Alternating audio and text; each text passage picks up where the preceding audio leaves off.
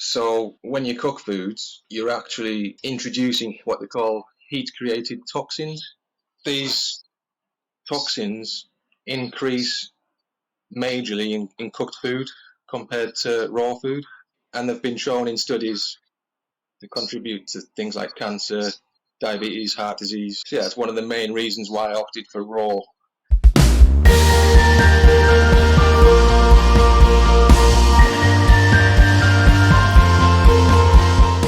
Hi, welcome to Carnivore Nation, and today I've got the fantastic Jacob McAtear. Welcome, Jacob. Hey, how are you doing? So, I came across you on Facebook. We're obviously in the same group, the Men Carnivore group, and I saw some of your stuff. So, for people that don't know you, can you just tell us a bit about yourself, a bit about your background?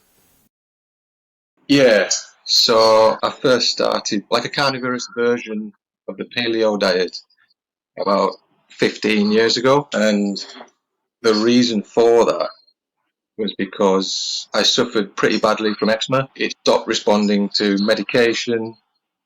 I got to a desperate point, so I took it into my own hands, basically, did some research, and figured that this was the way forward. As your main driver then was the eczema, was it? Yeah, definitely. I mean, at the time I was doing a degree in animal behaviour as well. So a lot of the modules in that were like evolutionary biology. The diet aligned pretty well with that. So yeah, it seemed like a logical step to me. Okay, so I've referred to you on the thumbnail as the raw carnivore. I'm generally interested in discussing this area with you. Just to explain why. I tried all the various diets like we've all done. So I did veganism, I did vegetarianism. But when I was eating a normal standard diet, I would regularly have a blue steak because I quite like the taste of it. Ironically, since I've been carnivore, I've been cooking my meat to a degree. So I was coming across you, that's what intrigued my interest. So do you want to explain a bit more why I've referred to you as the raw carnivore? Yeah, so you want to know why I choose to eat my meat raw rather than cooked? Yes, exactly. Yeah, so there's a few reasons for that. I mean, for 3.8 billion years that life has been on the planet, they've thrived on raw food, obviously. And I think it depends on the source, but it was about 125,000 years ago when humans started using fire habitually. So that's about 4.8% of the Paleolithic era during which mankind evolved. So personally, I don't believe that's long enough to adapt to a diet of cooked food, because obviously evolution happens over a long time, and 125,000 years on an evolutionary timescale is like nothing. So when you cook foods, you're actually introducing what they call heat-created toxins into the food. Examples of those are advanced glycation end products, advanced lipid peroxidation end products, cholesterol oxidation product, heterocyclic amines, and yeah, I could list off a few more. But Keep going, because I think this is the whole idea of discussing this so people can understand. for example, there's polycyclic aromatic hydrocarbons. And well, the point is that these toxins increase majorly in cooked food compared to raw food, and they've been shown in studies to contribute to things like cancer, diabetes, heart disease. So yeah, it's one of the main reasons why I opted for raw, especially because I had really bad eczema and I wanted to reduce the toxin load in my body as much as possible to try and get it under control. So the types of meats that you eat raw, is there very selective? Because obviously you couldn't eat raw chicken or pork, surely. I've eaten lots of different types of meat raw. I've eaten lots of raw chicken. I've eaten raw pork. But the quality of the meat is something that I pay special attention to. I opt for organic, pasture-raised, free-range, an animal that's been raised on its natural diet is very important to me. Okay. So, and do you eat that alone, or is your family involved with eating the raw, or is it a case of accommodating each other's diets? Yeah, it's just me. I've only met less than a handful of other people who eat the same way I do, but they are out there. And so, explain to us like a meal for you. Then is it literally just a piece of raw meat, or do you have other items with it? It's literally just a piece of raw meat. My staple is raw beef, Right. usually brisket or short ribs, just because they've got a higher fat content. That's interesting because brisket, I would have thought uncooked is quite a tough meat, is it not? I guess it's relatively tough compared to, a filet or something, but I find it no problem at all to eat. Actually, I think your jaw muscles develop quite well over time. Yeah, Well, there's the carnivore dentist, and he talks about by eating meat and raw, when you're chewing more, you actually strengthen the teeth and the compounds of the jaw. that's So right. what Yeah, you're saying makes sense. yeah. I think a lot of people's jaws these days are probably underdeveloped because they're eating relatively soft foods.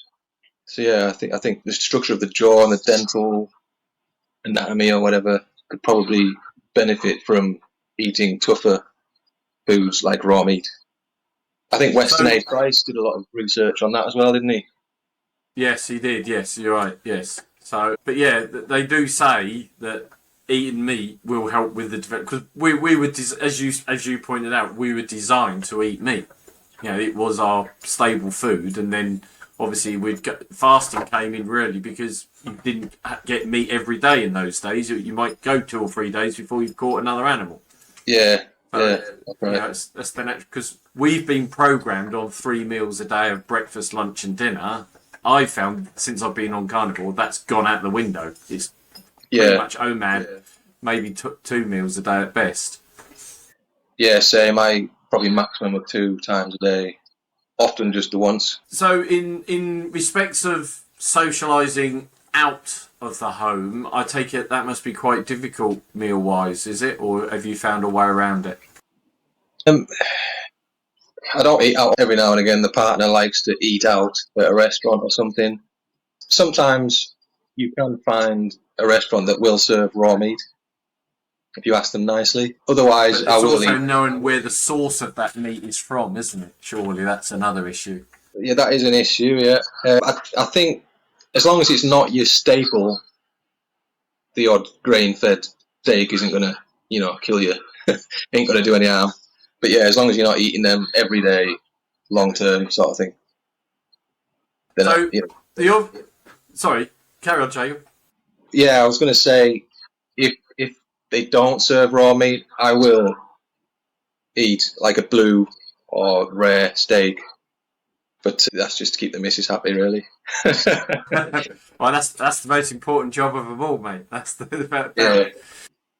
So obviously, a lot of people are going to be thinking, okay, raw meat. How does the body? Have you had any ill effects from it? Have you ever, had a reaction to eating raw meat, or have you found that your body's adjusted in such a way that it's not an issue? I don't have any problems with it, no. I remember in my early days, I've been on this diet for about 15 years now. And maybe within the first year, I remember there was one time I ate way too much fat, and that just gave me loads of nausea. And yeah, that wasn't pleasant. So on that base, do you have like a ratio of how much fat to meat that you eat? Do you? No, I just go for the fattiest cuts of meat I can find and eat that. I don't measure out the macros or anything. I don't count calories. Just eat until I'm full. And obviously with the thumbnail picture, and obviously you can see in the image here, you're a well developed gentleman. Do you work out? Do you train? Or In the past, I used to train, yeah, 5 times a day. Sorry, not 5 times a day, 5 times a week. all right, Uh, yeah. 5 days a week, about maybe an hour at a time. We're talking a few years back when I was well into it. nowadays I sometimes go months without working out, and I find So that you've got that, you've developed your body now, and it's not deteriorated, and you're just eating pure meat, no exercise, no major exercise. exactly, yeah, I find that the diet of raw meat, it seems to allow the body to maintain its muscle for a long time, even without working out. Because yeah, sometimes I go, like I said, 3 to 6 months without working out, and I still get people asking me, do you work out? And I'm like, no. And how have you faced in terms of illness like the common cold, flu, COVID? Because people will question, are you getting all the right nutrients and vitamins that you need from it? Which I'm assuming that meat is packed with them anyhow. But how have you Yeah, found in terms of colds and flus, etc.? yeah. So I think a carnivore diet is a very nutrient dense diet, especially when done properly. Maybe not if you're just eating bacon and eggs from conventionally raised animals, but I think if you're seeking out, grass-fed, fat-rich cuts of meat.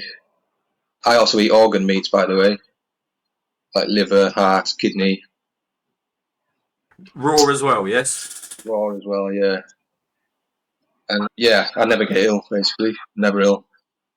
And have you ever had your bloods done or checked or anything like that? To be interested to see what your blood chemistry was. I did a lot of years ago now. I think it was 6 or 7 years ago when I last did that. Yeah, they were all fine. I think the cholesterol was high, but as you probably know, it's not an issue. Yeah, I think everything was fine. Nothing alarming. Wow. So if anyone wanted to consider going down the raw meat side of it, I mean, I say to people wanting to do carnivore, don't do what I did. I went in like a ball in a china shop and just switched overnight, and then had a lot of the early repercussions of diarrhea, constipation, the keto flu, whatever you want to call it. Where I suggest to people to gradually cut out the ultra processed and then slowly, over a period of a week or so, work into the carnivore diet. What would you say about anyone considering doing the raw version with you? I'd maybe say start out with the cooked version, get your body fat adapted, and then ease into the raw. Like slowly cook your steaks rarer and rarer till they're raw, and it's not such a big jump.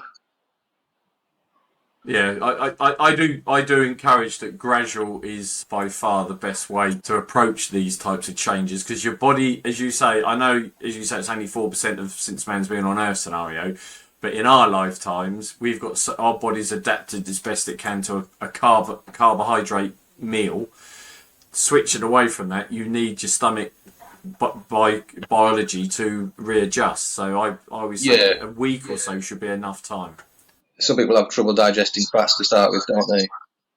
I think they recommend ox bile supplements for that. That's a good point. Do you take any supplements at all, or are you purely just meat?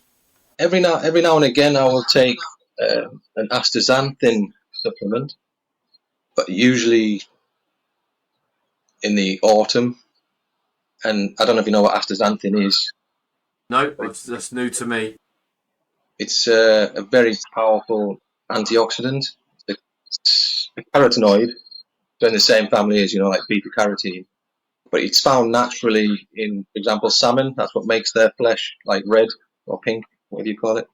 So the reason why I take it in autumn is because I believe, a bit like bears do, we would probably have taken advantage of the natural salmon runs. When they go up into the freshwater rivers to breed. So I just tried to mimic that by taking astaxanthin supplements around then. So you're trying to mirror that kind of period would have been in primal times then. Exactly, yeah. Interesting, really, really interesting. So do you have anything else? Do you have eggs, or do you allow any dairy? I sometimes eat raw eggs. It's going to be raw eggs. Yeah, I make sure that organic, free range. With dairy, every now and again I'll treat myself to like a bit of raw, unpasteurized cheese or or milk. But it's not a staple, that's for sure. So you predominantly just eat meat and fat? Yeah. So you have water? Yeah, spring water. I don't drink tap water. Incredible. Absolutely incredible. I'll maybe stick a pinch of Celtic salt, sea salt in there. Sometimes I stick a pinch of magnesium flakes in there as well. But you don't take any electrolyte substitute or anything like that? I recently bought one just to experiment with. But it's the first time I've ever bought one. Just because I joined a few carnivore groups on Facebook, and they were recommending it on there, so I thought, I'll give it a shot. But it tastes just like the combination of the sea salt and the magnesium flakes that I was putting in my water anyway. So yeah, I don't know if I can't feel any extra benefit from it or anything. Wow. So you obviously mentioned you've got stuff on social media. Do you want to plug what that is so we can, if people want to find out more about you, that they can follow you and find you? Yeah. So my website is rawpaleolife.com. You can find me on TikTok and Instagram and Facebook. And I'll put a link in. I'll put a link in the commentary here as well, so people can follow you direct from there as well. So obviously my name is Jacob McAtear, but yeah, it probably is easiest you just check out the links in the description of this video. So, is there any downsides to this particular style of eating? I can't think of it. I mean, a lot of people are scared of like bacteria and parasites, that sort of thing. But that's down to the quality of the meat, though, isn't it? Really? Yeah, there's that, and how it's handled, and also if it's cooked, you're sterilising the meat basically, aren't you? But you're also destroying beneficial bacteria. True. You eat it raw, you're getting a probiotic. Cooking also destroys any live enzymes that are in the meat, so that would increase the burden to the body because it then has to create these enzymes itself.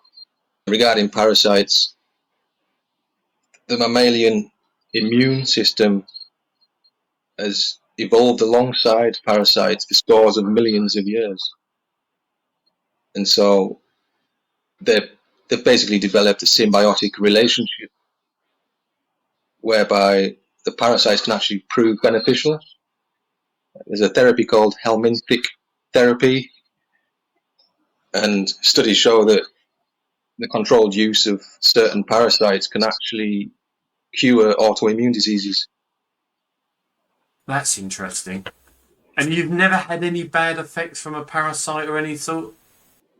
No, I actually administer human hookworms myself to my body. I started doing that to see if it would get rid of my allergy to dogs.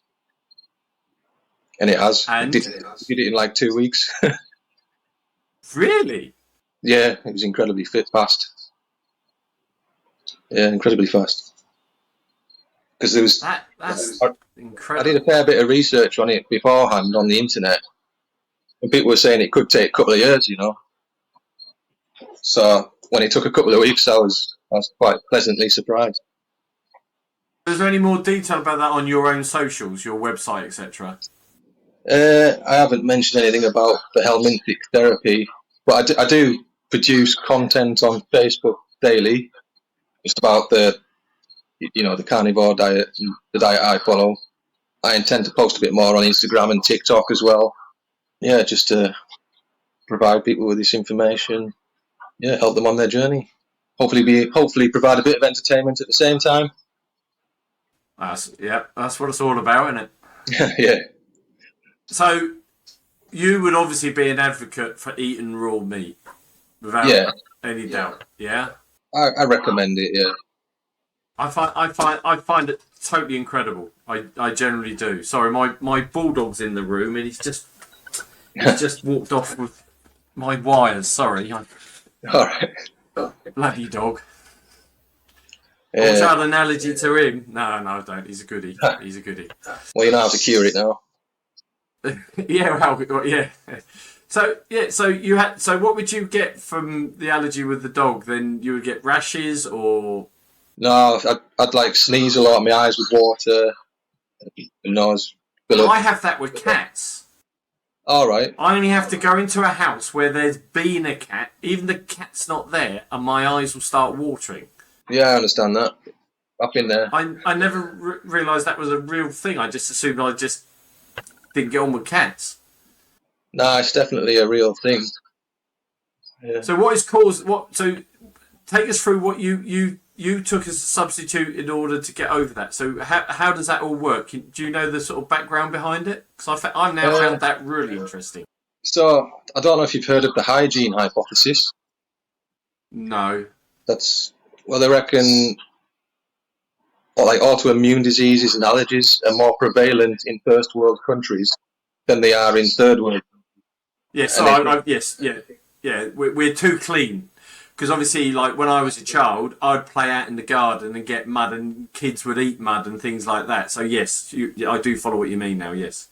Yeah. So basically, the hygiene hypothesis states that we are too sterile in first world countries, and that's causing the increase in people being allergic to things and autoimmune diseases, that sort of thing. So yeah, the solution is, well, one of the solutions is to administer, in my case, human hookworms. Wow. So where do you source them? It's not something you get from Tesco's, is it? No, I get mine from a supplier in France, actually. There is a website with like a list of suppliers. I can't think what it is off the top of my head. Right, okay. But if people contact you, that you'd be able to share that information, yeah? Yeah, if they want, they can just message me on Facebook or whatever. So you then take them, and then what do you take them once? Do you take them over a period of time? They recommend once every 3 months, but they ain't cheap. So it's been maybe 6 months since I had a dose, but I'm still feeling the benefits from it. I live with a dog, and I'm not allergic to it, so. That's incredible. That's amazing that something like that can just change that whole biology. Yeah, it's pretty incredible. Yeah, because obviously diet is just one aspect of the health spectrum. You can hit it at multiple different angles. Sun exposure, for example, get a bit more sunshine, increases your vitamin D3 levels. And that's going to improve your overall health as well. Yeah. There's lots of ways you can improve your health. Getting earthed, for example. Obviously, back in the Stone Age, we were all barefoot, connected to earth, whereas now we wear like rubber soles, so we're disconnected. When we're rarely grounded, and that has an effect on health. There is a growing thing in terms of mental health about being back in contact with the earth, and being barefoot and on your lawn, etc. Because they are saying that it does do amazing things to your mental state, let alone any physical state. Yeah, it allows electrons from the earth to flow from earth through your body, and they act as anti-inflammatories, neutralizing free radicals, that sort of thing. And do you find people that don't understand what you're doing, basically think you're a bit of a tinfoil hat wearing type sort of person? Because what you're telling me is some quite really sort of you've gone right back to basics, really, haven't you? Is the basest way to put it. Yeah, it's a lifestyle to me. It's I was in a desperate situation with my eczema, so I needed to take radical action because the eczema was debilitating. I couldn't sleep at night, or if I did, I scratched myself to bits during the night, bleeding all over the place in the morning. It was just terrible to live with. It was quite unbearable. So it pushed me to make radical changes. And now, because obviously I see no sign on your arms or etc. of any eczema or anything. I mean, is No, it the completely eczema's, eradicated, or yeah, that's eradicated now. Yeah. Has been for a lot of years. that's incredible. That is really incredible. So, Jacob, honestly, being a real eye opener for me, and I'm gonna follow you a bit more on the old Facebook and get a bit more info. I'm quite keen. I like the taste of raw meat. Yeah, So me too. I'm gonna look. I was just a bit nervy about if it was pork or chicken. I'm not sure if I've got the bottle to do that yet. I Definitely mean, you don't beef. I need. know. There's no need to eat raw pork or chicken. Beef and lamb is absolutely fine. I actually ate some raw pork the other day. I'm on holiday in Gran Canaria at the moment, so I was looking for some meat, and they've got the Iberian pork here. Yeah. That's quite a good quality pork. It's like free range, finished on like what do they call it? Like it's like pasture land with oak trees in it. Yeah. So they Yeah. feed on the acorns, the grass, and any insects and grubs and that. So it's the natural diet basically. So it's good quality meat. It's a lot darker than normal pork. There's a decent amount of fat on it, nicely marbled, and it tasted delicious. Sounds awesome. Honestly, I'm definitely going to attempt going down this line and because I did the line diet for a month and found a number of benefits from it. I did miss eggs too much, I must admit, but I found that. So I like to try, because I'm aiming to do a PhD around the whole carnivore subject. All right. So I like doing little monthly experiments. So I might actually seriously consider getting one of those 3 kilo ribeye pieces and then using that for the month and just eat raws and see how I get on. So Yeah. you've I definitely mean, inspired me on that. I could eat 3 kilos in about 2 or 3 days. So you eat. So right, okay. So your proportion side of it is quite big, is it? Yeah. Yeah. I eat maybe on average close to a kilo a day. Oh wow. Yeah. See, I think the most I do is about 500 grams of meat, and then I'm done. I'm topped out. And then if I do, I quite often skip the next day. All right. Yeah. Yeah. But we're all different chemistry labs. We're all built totally differently and got our own different ways of doing it. But I'm definitely going to try the raw. So before we wrap up, Jacob, is there anything you want to add or cover before we go? Not think of anything. Nothing springs to mind. Obviously, if you can think of any more questions, then feel free to ask. No, I think I mean the obvious one is the bacteria, but you've answered that one because that's all. Yeah, we're again, and I've been guilty of being told we're supposed to eat low fat and all this sort of rubbish. So I start to question all this advice now and try and find out for myself, and that's why I do my self experiment. So I'm going to actually attempt to do some raw meat eating and see how I get on with it. But in terms of digesting the raw meat, that's your body obviously adjusts to it. But in terms of passing the waste, is there any issues there? Do you find Absolutely not. constipation No. is an issue or not? No, it's all quite regular. I mean, if you're on a meat-based diet, the body utilizes most of it. Because obviously you're eating no fiber, so you don't need to go to the toilet anywhere near as much, and I think that's fine. It's not a problem. Well, there was an interview I heard. One of the UK carnival guys was interviewing someone that had a bag placed in his stomach, and he found when he ate meat, it was literally like a liquid rather than a solid. All And that's right. how the body does it. So because obviously he had a bowel cancer issue, so he obviously had a bag placed, and he was amazed that when he was eating vegetables and things, that they were actually coming out quite solid. But where he assumed that people would say, "Oh, you get meat stuck in your stomach and all that sort of stuff," and he says, "No, your body absorbs it so much, it's literally like a foam that comes out." So you're right. The body does absorb all the nutrients from the meat. It's. Yeah. Yeah. Whereas vegetables are actually very hard for the body to digest. Yeah, exactly, and I think that's the turn that I'm trying to get people to understand, or at least people to question what the common beliefs are and find out for yourselves. Yeah, I totally agree. Yeah. Right. Well, you're on holiday, fella. I really appreciate you giving us a bit of your time. I really appreciate it.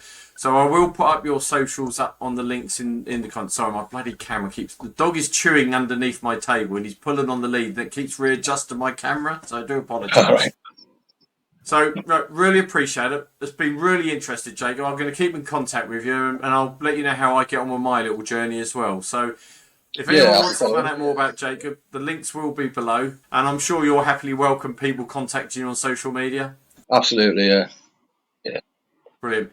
So thank you very much. Everyone, thank you for watching along. Please subscribe and obviously look up Jacob on Facebook. Thank you very much.